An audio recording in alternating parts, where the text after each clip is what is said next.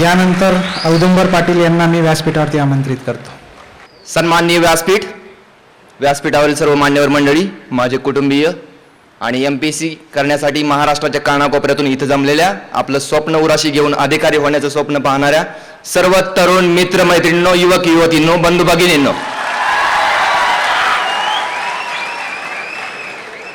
वेळ फार कमी दिलाय परंतु मी आज बोलणार आहे.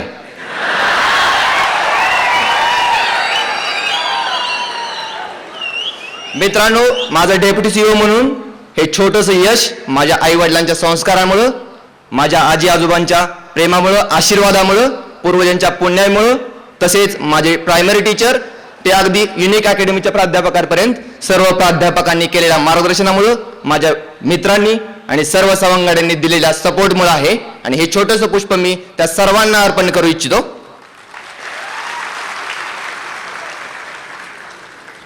माझं गाव खूप छोटं आहे आणि ते महाराष्ट्राच्या दुष्काळी पट्ट्यातलं आहे आणि म्हणूनच मी अधिकारी झालेलो आहे.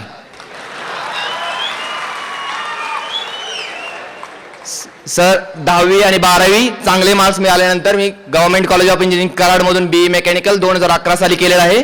आणि फार कमी वेळात 2 वर्षात, साधारणतः 1.5 वर्षामध्ये मलाही हे यश मिळालेलं आहे. माझ्या MPSCचा हिस्ट्री जसं की कोणाची 8 वर्षाची, कोणाची 10 वर्षाची, तशी नाही, माझी 1.5 वर्षाची हिस्ट्री आहे. सर, ग्रामीण भागातून आलेला असल्यानं आणि आर्थिक परिस्थिती बेताचीच असल्यामुळं माझ्यावरती थोरला मुलगा म्हणून चांगली जबाबदारी असतानाही मी या क्षेत्रामध्ये यायचा निर्णय घेतला. माझ्या काही मित्रांनी मला आर्थिक सहकार्य केलं, माझ्या मामांनी मला सहकार्य केलं, त्याबद्दल मी त्यांचं खूप मनापासून आभारी आहोत. त्यांच्याशिवाय हा दिवस मला दिसला नसता. मित्रांनो, काही काळ मी माझ्यासाठी बोलणार आहे, त्यातून तुम्हाला इन्स्पिरेशन मिळेल, नक्कीच मिळेल. आणि ती इन्स्पिरेशन घेऊन तुम्ही या हॉलमधून बाहेर जाणं मला अपेक्षित आहे.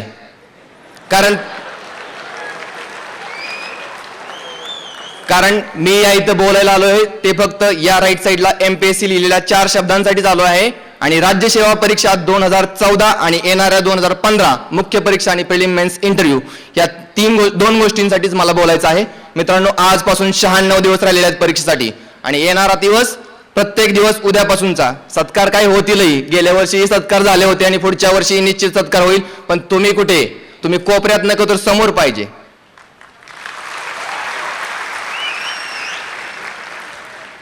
मित्रांनो, 28 फेब्रुवारी 2012 पासून मी फुल टाइम प्रिपरेशन करत आहे. तत्पूर्वी मी एका कंपनीमध्ये इंजिनियर म्हणून काम करत होतो. तिथेही काम करत असताना अभ्यास करण्यासाठी आटापिटा केला, परंतु लक्षात आलं की हे काही असं पद्धतीने होणार नाही, म्हणून मी फुल टाइम प्रिपरेशन करण्याचा निर्णय घेतला.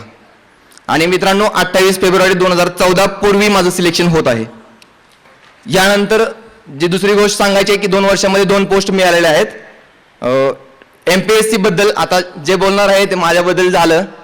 इन्स्पिरेशन सगळीकडूनच मिळेल, तुम्हाला माझ्याकडून मिळेल आणि समोर बसलेल्या सर्व पदाधिकारी, अधिकारी आणि राजकीय आणि प्रशासकीय क्षेत्रामध्ये बसलेल्या मान्यवरांकडून मिळेल. तसेच युनिक अकॅडमीच्या प्राध्यापकांकडूनही निश्चितपणे मिळेल. तसेच तुमचे काही मित्र असतील त्यांच्यातर्फे. मला आता जे बोलायचं आहे ते फक्त तुमच्यासाठी बोलायचं आहे. जे स्वप्न उराशी घेऊन तुम्ही या हॉलमध्ये प्रवेश केला आहे हे तुमच्यासाठी बोलायचं आहे. मित्रांनो, माझं टाइम मॅनेजमेंट खूप खतरनाक होतं.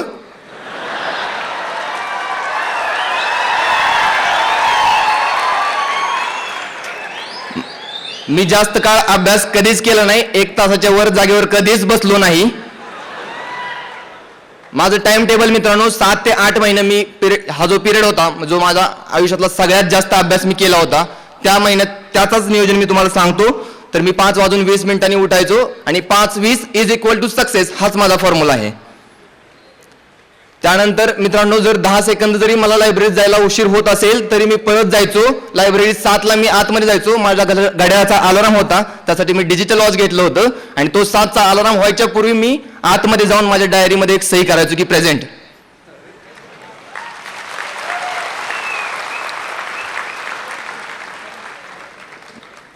तसेच ही झाली प्रेझेंटची सही.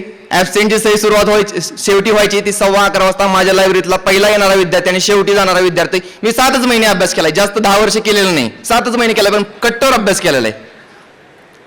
मित्रांनो, अभ्यास कसा करायचा आहे याबद्दल थोडंसं बोलतो. तर अभ्यास हा फक्त अधिकारी व्हायसाठी नाही करायचा, तर एक नागरिक, एक ज्यांकडे ग्रामीण भागातील तसेच शहरी भागातील जनता डोळे लावून पाहत आहे, ज्याच्याकडे खूप मोठी जबाबदारी आहे, असा जबाबदार आणि सिव्हिल सोसायटीमध्ये ऍक्टिव्ह असणारा नागरिक होण्याचं काम आपल्याकडे आहे. अधिकारी, अनेक प्रशासकीय अधिकारी कार्यरत आहेत, चांगल्या अधिकाऱ्यांनी काम केलेलं आहे, इथून पुढे हे केलं जाणार आहे. आपण कुठं बसायचं हे आपल्यावरती डिपेंड आहे. त्यामुळे बी ऍक्टिव्ह. अभ्यास तेवढाच फ्रेश पाहिजे, हेल्दी पाहिजे. ओढून ताणून अभ्यास करून नापासच होतो.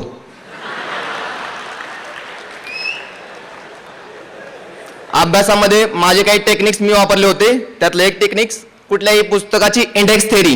मी कुठल्याही पुस्तकाच्या इंडेक्सवर सगळ्यात जास्त अभ्यास केला आणि हिस्ट्रीच्या पुस्तकाच्या इंडेक्समधून कमीत कमी 6 क्वेश्चन पडतात. 600 पैकी 6 क्वेश्चन जर इंडेक्समधल्या 3 पेजेसमध्ये पडत असतील तर बघा, विचार करायची गोष्ट आहे. त्यानंतर बरेच जण ज्या पुस्तकाच्या पेजवरती वाचत असतात त्यांनाच माहित नसतं की आपण काय वाचतो. तर माझं असं कधी होत नव्हतं. मी जे वाचलंय ते बाहेर जाऊन आठवायचो, त्यामुळेच 1 तासाच्या वर मी जास्त बसू शकत नव्हतो. बऱ्याच वेळा MPSCचा अभ्यास करताना प्रेरणा आवश्यक आहे, निगेटिव्ह अर्थाने घेऊ नका.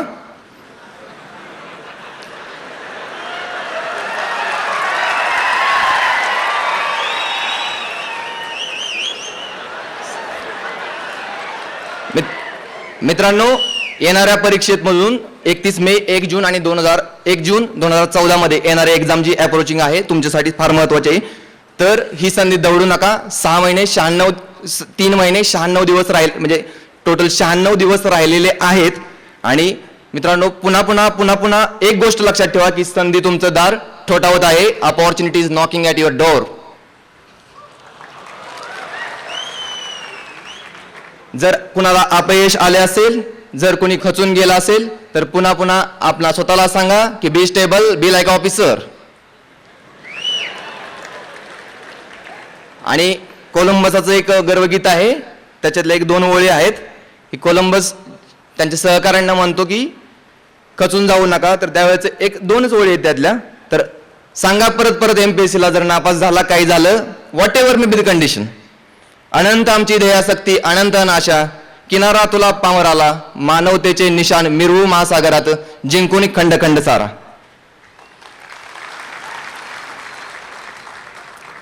मित्रांनो, मी तुमच्यापेक्षा वेगळा अजिबात नाही. मी तुमच्यातलाच एक आहे आणि असणार आहे.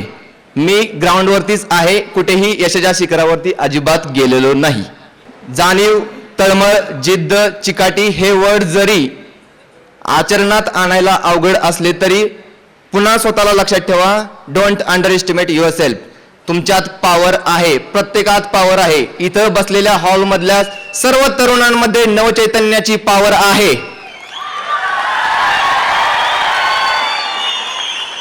माझ्या मते आहे. जे तुम्ही निश्चित कराल तेच होईल. माझं ॲनालिसिस खूप चांगलं होतं एक्झामच्या बाबतीत. बऱ्याचशा जाणकारांनी सांगितलेल्या मताच्या विरुद्ध मी होतो. तर मला MPSCचा टॉपर 497 मार्काचा येईल असं माझं एक्सपेक्टेड होतं आणि मी माझ्या त्या डायरीमध्ये मेन्शन केलं होतं. आणि त्यानंतरही दुसरी गोष्ट सांगायची म्हणजे माझं मागच्या पास्ट रिझल्टचं STI, PSI किंवा बाकीच्या ज्या एक्झाम राज्यसेवा त्याचं खूप ॲनालिसिस चांगलं होतं. त्यामुळे माझं रँकही मला डेप्युटी CO मध्ये कुठलं येईल हे फिक्स माहिती होतं. थोडासा अभ्यास याचा पण करत राहा, कारण की पुस्तकांचाच अभ्यास करणं अपेक्षित नाही, तर स्पर्धा, तुमचे कॉम्प्युटर, तुम्हाला कुठे बसायचंय, कुठल्या पोस्टवरती बसायचंय, डेप्युटी कलेक्टर व्हायचंय, DYSP व्हायचंय, ह्यासाठी ॲनालिसिस फार महत्त्वाचं आहे. पोस्टमध्ये इन्क्लूड होणं फार महत्त्वाचं नाही, कारण की जर पोस्टमध्ये इन्क्लूड झालं तरीही पुन्हा अभ्यास करावा लागतो. आपल्या इथल्या काही यशवंतांच्या याच्यातून दिसून येतं की क्लास 2 ऑफिसर झाल्यानंतरही पुन्हा अभ्यास करावा लागतो. त्यामुळं माझं असं मत आहे की तुम्ही अभ्यास करताना फायनल तुमचं जे पोस्ट आहे त्याच्या दृष्टिकोनातूनच करा, कमी राहता कामा नये.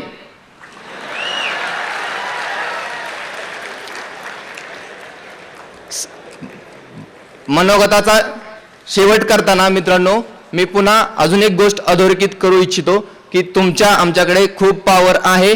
खरंच तुम्ही विसरून जाऊ नका. अत्यंत तळमळीने मी तुम्हाला सांगतो की don't under estimate your self. कुणालाही कुठेही MPSCने सिलेक्ट करून ठेवलेलं नाही. 2014ची परीक्षा तुमची आहे, फक्त तुमची आहे. करायचं आहे आणि त्या दृष्टिकोनातूनच तुम्हाला लढायचं आहे.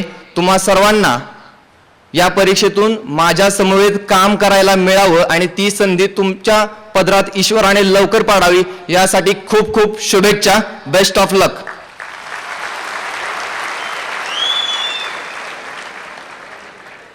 तसेच युनिक अकॅडमीने हा प्रोग्राम अरेंज केला, मला तुमच्याशी बोलण्याची संधी दिली त्याबद्दल मी युनिक अकॅडमीचे प्राध्यापक आणि सर्व संचालक मंडळ यांचं मी आभार मानतो आणि तुम्हा सर्वांची रजा घेतो. धन्यवाद. Best of luck.